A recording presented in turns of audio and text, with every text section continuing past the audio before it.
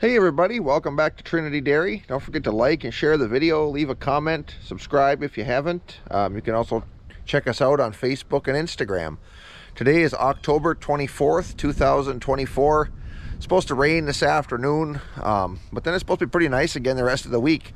A little bit of a cool down, but I think back up close to 70 again coming up. So just about ready to pick corn. The picker is pretty much all ready. Got to get the elevator hopefully set up today. I got all the panels around the cribs there. I'll go kind of show you what that looks like in a minute. But at the end of our last video, I had said that we were going to be getting a new piece of equipment on the farm, or new to us. We got it home here, so I'll show you what that is. I want had you leave your guesses in the comments, so we'll see if you were right. So here's what we got here. John Deere 4-tine manure fork. So yeah, I think that's going to be pretty handy. Just kidding. Although this is a new piece of equipment to the farm, it's not the one that we got that I was talking about. So I'll show you what we picked up. So here it is. It's a Farmall 806. It's got the 2350 international loader on it. Brand new BKT tires on the back, new tubes, new rims too. The only color the guy could get were yellow, so that's what he went with, but I guess we can live with that. Yeah, it seems like a pretty solid tractor. It does need some work. The guy that I got it from didn't use it much. They had a few horses they made a little bit of hay with. It sat a lot, sat a long time the way I understand. Came from a dairy farm, I guess, down the road from him before they got it. So it's got a couple hydraulic leaks, which he told me about. The parking pin, I've got to look into that. The lever is stuck, so I'm not sure what's going on there. He put a new battery in it, but he went from the two 6 volts to a single 12 volt battery. And the 12 volt that he put in there it's way too low cranking amps. It's only like 540, and he had some really small cables, so I'm going to upgrade that. I can use this battery on something else, so it's not like it's a loss. I just need bigger batteries. The way this cab is, I don't think I have room for a big enough single 12 volt, so I'll probably have to go with the 2 6s in here. Tie rod ends, they're loose, which I kind of figured with having a loader, but the loader is in nice shape. Got a bucket. It does not have the bale spear. He had kind of made one in the bucket, but I'm not going to do that. I've got a spear here that I think will work. But kind of the main issue that I've ran into with it since I got it home, which I don't really think that it's a big problem, because when we went and looked at this, he had it sitting in the yard. I jumped in, it fired right up. He told me, he said it does start a little hard. Well, he had pulled it out of the shed and fired right up, ran good. Me and Paul went, we drove it all over the place. Hydraulics and everything all worked good. TA worked. Then I went the next day to get it, and it started pretty hard. We had to give it some ether. We got it going. Got it on the trailer, got it home. Started hard again. So then I got it off the trailer. I drove it around the yard a little bit. Took Jordan for a ride and shut it off. And then I went to start it again, and it wouldn't start. It wasn't even smoking out the exhaust. So I thought, well, maybe the fuel gauge was low. So I thought maybe I ran it out of fuel. So I stuck the tank, and the tank is just full of that algae, that sticky algae stuff from the biofuel. So I haven't even tried it since then. I know it runs good. We drove it around. The fuel that was in there, I've never smelled diesel fuel that rancid. It was just nasty smelling, and the tank was nasty, or is nasty. So I pulled the fuel filters out. I've got them actually off now. I can show you. So I got the line off. I got the fuel filter canisters out. I got them soaking to clean them up. The primary fuel filter was terribly plugged. The secondary didn't look too bad yet, which is good. So hopefully it didn't transfer that sludge into the pump. But So I am going to pull the tank off. So I got to lift the cab. The cab does tip. It's got a pretty nice cab on it. The window, this window on the other side is broken, and the door is tweaked a little bit. He said he hooked a branch with it when he was cutting hay, so I've done the same thing. But the glass is all still in there. It's just cracked, but it seals up nice. I can kind of show you the interior here. The seat, it's kind of had a farm yard reupholstery, but yeah, I think it's going to be a pretty good machine. But I do want to get the tank off, get that cleaned out. I think that's probably going to fix our hard starting problem. I just think that way that fuel, new diesel fuel today, is hard enough to burn. When it's that nasty looking rancidy stuff, I don't really know how it burnt it at all. So I'm not going to run it for you right now, just because it can't. I don't have the filters and stuff in there. But I'll probably give a little progress on trying to clean that tank, because that stuff is just, I don't know how it's going to go. I've had a few different people tell me stuff to try. My mechanic, he said the only luck he's really had is take the tank off, put a couple gallons of just plain gas in it, strap it onto a rear tractor wheel, and drive it around and just let that keep tumbling. So there's been some other additives people have told me to try, but so we'll probably try a bunch of different things. But I can show you. So this is the pan that I drained the tank into, because there was some fuel in it. And this is the stuff here. This pan has been sitting like this, I think, for 2 days now. And this stuff it's just like tar. It is weird. And even gas doesn't really seem to cut it very well. So I don't know. I might possibly have to replace the tank, but I guess we'll see. But I would rather it be that little bit of labor and cleaning that up than something major, which I don't think there is. We ran it quite a while when we had it out there. It didn't seem to overheat or anything, so that's good. It's got 3-point. It does not have the fenders. It has the cab, of course, and I suppose that's why they took the fenders off. But I think this cab was made to also have the fenders, because it's got mounts there. But I don't know. Those flat top fenders are pretty expensive, so I probably won't put fenders on it. But yeah, so that's what it is. I felt we paid $5,000 for it, tractor, loader, everything. And I felt with the new tires, new rims, tubes, and that loader, even if I had to do some work to it, which I knew I was going to have to do some, I figured that was a fair price for an 806 diesel that I knew ran. The TA worked. We shifted the TA a few times, and it shifted smooth. The gears on here, the ranges, high, low, and the 4 speeds shift really nice. Probably the smoothest shifting 06 series that I've ever driven. So anyway, that's the new beast on the farm. And I think about something's going to be going. Get this thing cleaned up and running. If everything checks out, and this is going to be a good machine, which I think it will, the 830 case with the loader and the orange cab on it, that is probably going to be going. Not that it hasn't, it's been a pretty good tractor. I've used it a lot, but it has some issues. It has, all tractors do. But the biggest issue is getting to be with the cases is parts. They're hard to get parts for, or getting hard to get parts for. A lot of the stuff you've got to get is, junkyard stuff. It's the cab. I don't like the cab on it. It's poor visibility. It's hard to get in and out of. Not a lot of room, that kind of stuff. And I don't have any sentimental attachment really to that tractor at all. It was one that I bought from a neighbor. He had passed away and his wife was selling stuff, and I bought it. I put the loader on it later and that. So I think we're just going to probably take that one to consignment sale in the spring there and sell it off. Like I said, it needs rear tires. The rear tires are both not very good on it, so, which is obvious. But it's got a lot of little stuff it should have that I just don't want to put into it.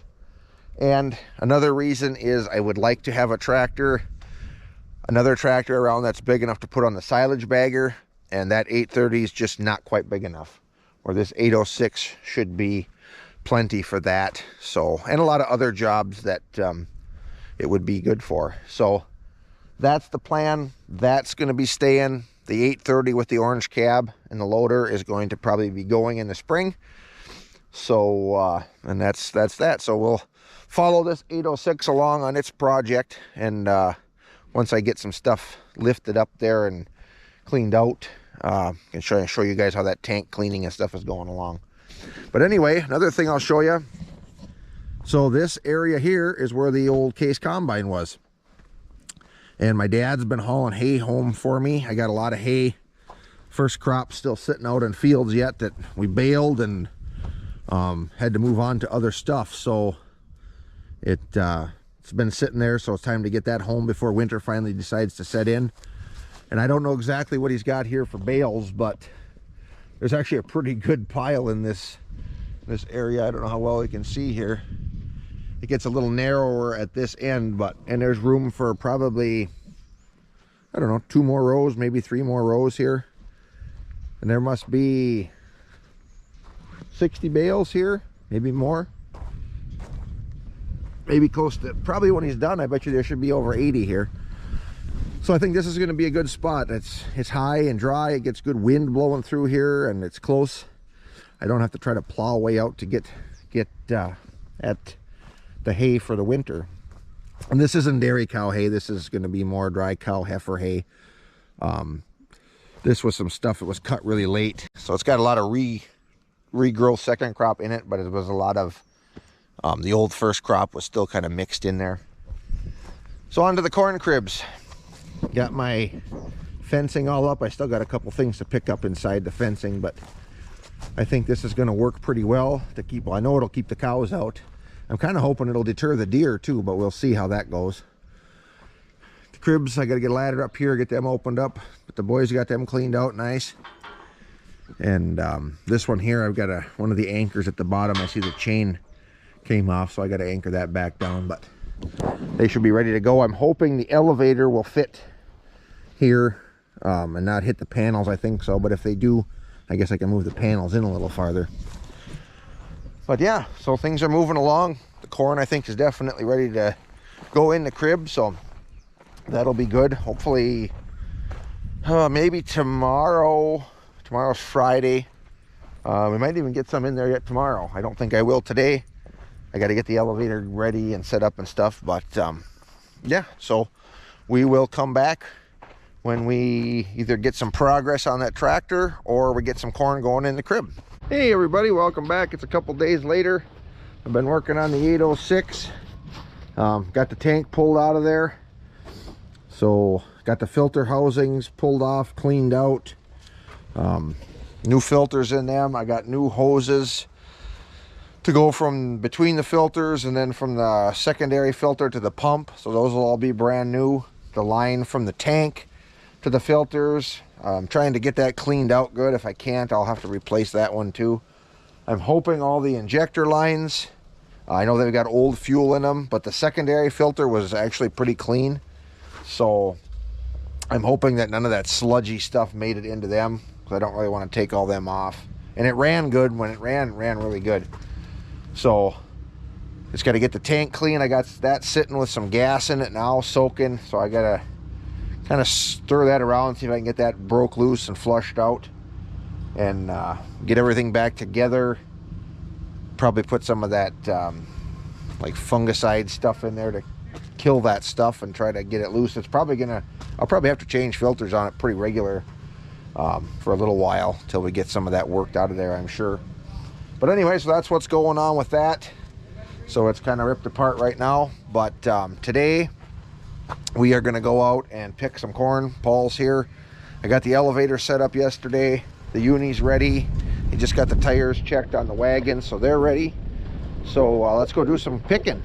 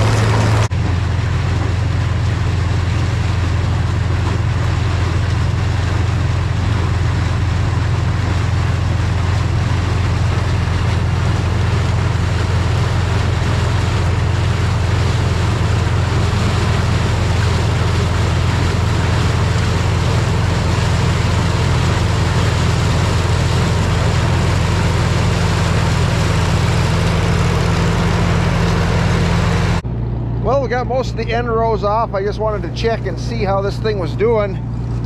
It's actually husking pretty well. This thing always picks pretty dirty. I do get a lot of stock that comes through too, but not nearly as much this year as in the past. But I probably noticed I'm only taking 4 rows. Normally I take 6. I'll have to take 6 when I split the field. But this corn's pretty dry, I think, and trying to not put so much through it so I can clean a little bit better. Because this only has 16 roll husking bed, and that's really not a lot for 6 rows, considering that, you know, the 2 and 3 row pull types had, you know, a 12 roll. Our 2 row had an 8 roll, but you know, if you've got 12 rolls for a 3 row head and only 16 rolls for a 6 row head, that's a lot. That's asking a lot out of it. So uses a little more fuel doing that, but it sure seems to be picking a lot cleaner. And yeah, I'm happy with that. We're gonna get, though, I notice I'm still a few cobs bouncing over the back. So on this conveyor, when we bought this, they had a big piece of like mud flap hanging down here to prevent that. But it was so thick and heavy that it was breaking this door.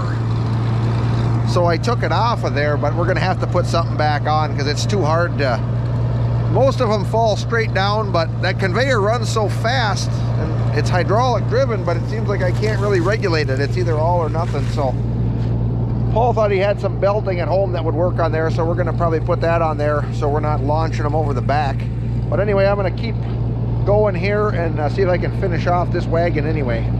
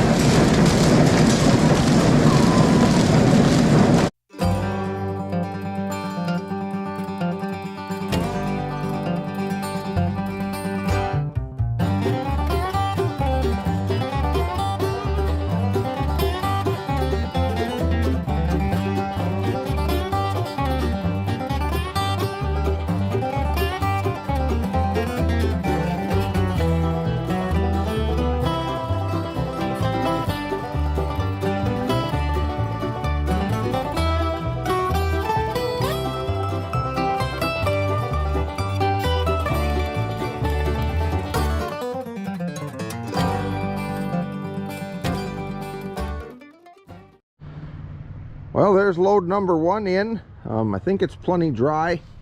We're getting quite a bit of shelling, actually, more than I would like to see, but it is what it is. When they're falling that far, of course, when they hit, you know, it's going to knock them loose anyway. But and it's picking cleaner this year, I think, because I'm running slower and only taking 4 rows. So when there's more corn exposed, I think it's going to shell out of the crib more too, but that's all right. The chickens will come up here and pick that up, so, and I'm sure the turkeys will be in here. But anyway, Paul went to get the other load, and we'll get that in here, and probably won't get any more in tonight before it gets too dark. Got a couple other things to do tonight too, but we'll hit it again tomorrow.